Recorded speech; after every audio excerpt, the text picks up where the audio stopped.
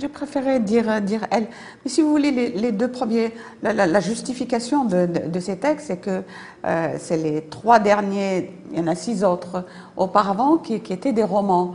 Et chaque fois, je faisais partir une fille de la côte sud de la Méditerranée où s'affronter là-bas à une famille, à une société rétrograde, venir ici avec les difficultés de la transplantation en France.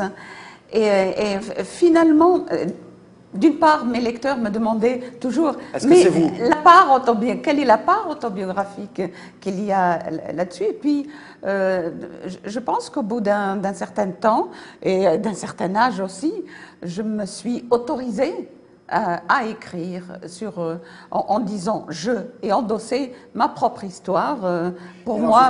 Quelle est la différence entre votre histoire et celle, au pluriel, que vous aviez racontée auparavant dans vos romans?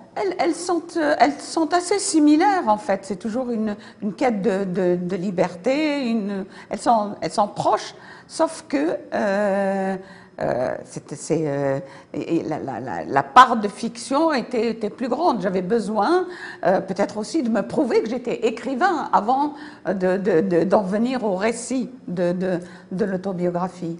Et dans la transe des Insoumis, c'est pas une biographie, une autobiographie linéaire. Il y a un fil conducteur, c'est l'insomnie.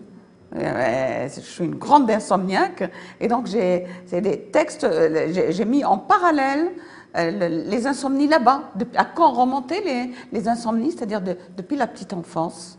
Et tout ce qui m'empêchait de dormir, et puis m'empêchait de dormir, mais en fait, je me suis rendu compte que l'insomnie était plutôt une conquête qu'une tare. Pourquoi? Parce que ça vous donne du temps. Parce que j'étouffais dans le corps familial, tous couchés par terre, parce que je pouvais me balader dans la nuit alors que tout le monde dormait, et que le sommeil des autres, tous de plomb comme ça, dans le désert, dans la chaleur écrasante du désert, m'inquiétait. Se dormir ensemble, où toute la famille était une cellule, moi, ça me donnait l'impression d'avoir un corps à moi. Et dès que j'ai été mise à l'école, ça a été l'espace de la lecture et de la découverte d'un autre.